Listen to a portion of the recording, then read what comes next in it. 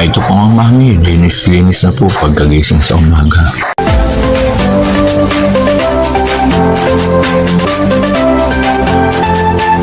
Hello po, magandang araw po sa inyong lahat. Kumusta po kayo? Ako po si Sir Benji, ang inyo pong Sir Plantito. Isang mapagpalang araw po sa ating lahat. Binabati ko po kayo ng magandang araw. Ano po ay sa oras pong ito, pag napanood po ninyo ang aking video ito ay tayo po ay nasa maayos sa kalagayan at talaga pong maayos ang pangatuan at talaga pong masigla po tayo. Mag-enjoy po tayo. Pansamantala po natin munang kalimutan ng ating mga isipin, i-relax po natin ang ating sarili. Pagawin po natin mga buduhan ang mga araw po na tayo po ay gumigising ng maayos at masigla. Mga bago pong makakapanood po ng aking video pong ito, isa po akong guro na nagretiro po kasi po need ko pong magretiro kasi po ang nanay ko po ay medyo hirap na po maglakad. Ako naman po ang kapisan sa bahay kasi po ang mga kapatid ko po ay may kanya-kanya na pong pamilya, may kanya-kanya na pong bahay. Although malapit na naman po din sa amin ay hindi po agad-agad makakapunta kasi nga po may mga ginagawa din sila, kaya mostly po kami po lagi naman magkasama. Yun din po ang nagiging dahilan kung bakit ako naman po ang nanibago dahil dati po ako po ay napakalayas kung saan-saan po nagpupunta. Ngayon po ay naghihintay na po muna ako na magbabantay po sa nanay ko para po ako makaalis.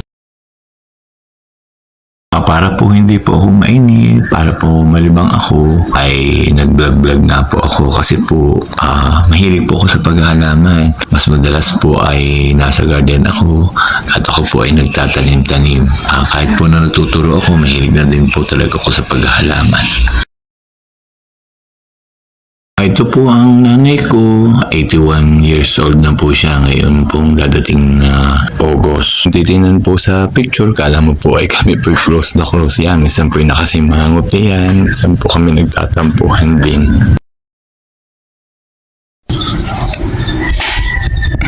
Kala may Valentine's Day na at araw tayong nakapula. Hindi mapula yung iba. Ang pula. Valentine's Day na. Sino kaya ang pinaka-pogi ninyong anak? Si Joel, si Nelson, ang kuya o si Elmer? Sino sa inyong palagay doon sa apat? Si Joel, Ang pangit. Sa pinakamaganda ang ate, si Martes, ako, kung naging mabaysot. Lahat. Dati maganda. Pinaka-pogi ay si Nelson, si Joel.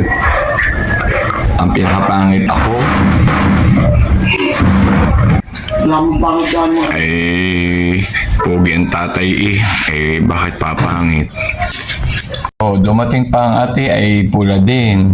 Sabi ko sa mami, sino ang pinakamaganda, ang ate o si Marites? At saka ako, sabi, kayong lahat. Butit tama ang sagot. Magluluto na po ang pinakapangit at ipagluluto ko po ng masarap pong nilaga ang aking mami habang nagne-Netflix po siya o nagpi-Facebook, nag-YouTube. Ito po ang niluluto ko sa kanya. Nilaga po na baboy. Nilalagyan ko po ng repolyo. Ano kayang pinatutugtog? Ha? Ano, yung patugtog kayo nung yan, magpatugtog na lang kayo. Yung nalagyan ko dito. Ay di sa YouTube. Maghanap kayo, i-search nyo din yung nasang Boys Kids. Yan, puro tugtog na yan. Yan, The Boys. Yan. Ayan. Pwede na. Yan, manood kayo niyang The Boys Kids. Malapit-lapit na pong maluto. Medyo tinatagalan ko pong lutuin kasi po ang gusto po ng mami yung pong medyo malambot-lambot. Yan. Nung malambot-lambot na, saka ko lang po nilagay po itong repolyo para po mas lalo pong masarap at hindi po lubsak o hindi po masyadong malambot. Ready na po kami kumain ng mami. Niready ko na po ang kanyang pagkain. Mahilig din po yan sa soft drinks kaya po meron din po siya. Ito naman po ang sa akin. Ayan, magpipigarin po ako ng kalamansi. Tawagin ko na po ang prinsesa at kakain na. na. Umarini na kayo. At okay na. Oh, sabakad na kayong paparnit, kakain na. Aray, naka-ready na. Anong kakain? Oh, parehong upuan po ng prinsesa. Ang tawag ko po yung prinsesa at uupo na lang po pag kakain. O, dahan-dahan ang lakad, huwag magdadalas-dalas. Okay, Mada Papa, dahan-dahan. Start na po kami kumain ng mami. Doon po siya sa loob ng kusina. Ako naman pwede na sa labas at nang medyo maliwanag at nang mahangin-hangin po. At saka po, pag po kinakain, ayaw ko po ng siksikan. Gusto ko po wala pong nasasaging aking kamay. Naglilinis na po ng pinggan ang mami. Tapos na po kami kumain. Nanonood na po ng Showtime ang mami. Mamaya po titignan ko uli at yun po namang habang nanonood po ay tulog. So habang siya po ay nanonood, ako naman po ay magtitring po na rin halaman kasi po medyo ito po, medyo malago na po, ititrim po natin. Nakakagawa po ulit ako ng ganitong pagtitrim. Pag kita ko na po ang mami po ay nanonood na po ng Showtime, lalo na po pag siya po nanonood at tulog, ay dito po nakakagawa po ako sa garden. Mamaya ako na lang ulit po siya babalikan. Ito na po siya yung ating pong matrim at ito naman po ang ating nakuhang mga sanga na atin pong ipopropagate po sa propagation area. Yan, nakaready na po ang ating pong mga lalagyan po ng ating ipopropagate na halaman.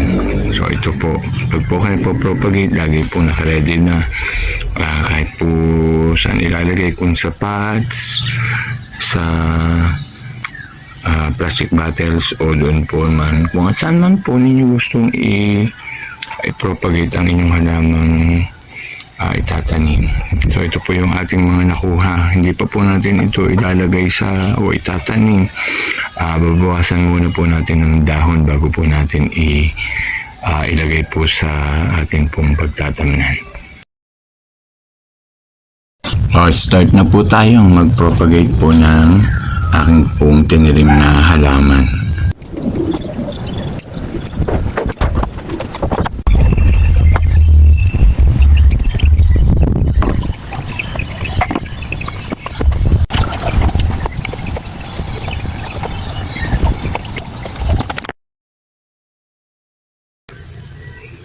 Ito na po ang ating pong na-propagate.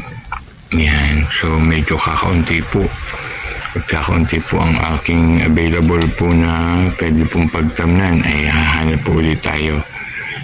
Kasi po marami pa po ang natira. Kaya, mamaya po pagka napahipahinga po, ay maghahanap po ako o iikot po ko sa garden at baka po may mga bakante pong paso ay akin pong paglalagyan ng tanim. Yan, diligan po natin. Kaso konti lang po ang ididilig natin at medyo basa naman po ang lupa na ginamit ko po. Yan, konti lang po. Yan, ito naman po ay pag maayos po ang tanim ay madali pong mabuhay. Yan, ito po. Balik muna po ulit tayo doon sa bahay. Habang nanonood po ang mami ay ng TV, ay ako po ay magtitipla po muna ng kaping may gatas. Ayan, pagkakapagkalaman ko po ay gusto ko pong magtimpla po ng kaping may gatas. Ayan, kape-kape muna po tayo. Ito po ang aking kape. Kape pong may gatas. Ayan, pagkatapos po ng propagate, ayan, minom po ako ng kaping may gatas. Ayan, pampa-energy po.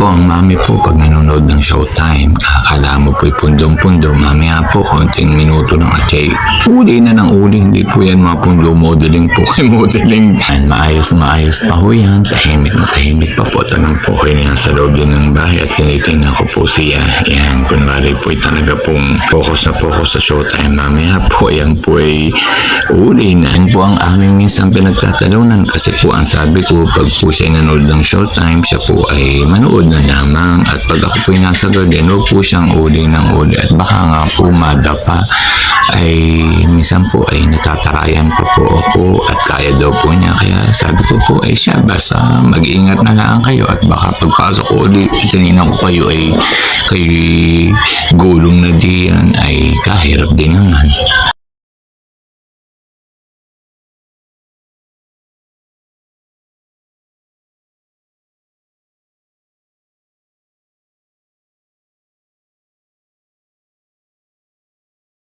Ready naman ho ang kanyang tinapay. Ayan, tigalawa daw ho kami.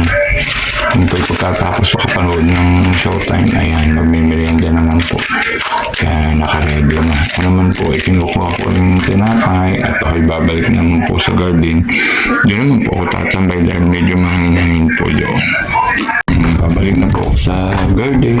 Doon po ako tatambay habang nanonood naman po ang mami ng Showtime. Dito na po ako sa garden. Dito po sa aking kubo sa propagation area ko po. Dala ko na po ang aking iinumin juice at saka po yung binigay po ng maming tinapay. So, ganito po ang aming sitwasyon ng mami. Pag po siya nanonood, ako naman po ay nadin sa garden. Pag siya naman po ay tulog, nadin din po ako sa garden. Basta po naiayos ko po siya ay di na po ako natambay sa garden kasi di po ay mahangin. 57 na po ako. Malapit na din pong mag-senior. At dadating po ang araw, pareho na po kami ng maming magkasamang tatanda. Pareho na rin pong magiging makulit. Pareho na pong alagay. Siyempre, natanda na rin ako. Natanda lalo ang mami ay lalong makulit. Kahit mo na rin makulit ay kailangan po nating alagaan po ating magulang dahil ay nalagaan din naman po tayo niya ng todo-todo. Kaya po, ito po ang aming pang-araw-araw na magsasama. Dami po akong gustong gawin hindi po ako makapag-aalis ng bahay kasi nga po bihira naman din po magpuntahan ng aking mga kapatid. Minsan nga po ang gusto ko po minsan ay di na rin sila matulog, di na rin po sila maglagi para at least naman po makakapamasyal din ako, makakalayas po, pero okay lang po, di naman po ako nagreklamo. At yun po ay kasi nga po may mga pamilya na sila. Bumalik na po ako ng bahay at medyo papadilim na po at bigla naman pong umulan ay palakas po ng palakas. Ako naman po ay magluluto naman po para lang sa hapunan naman po namin ng mami.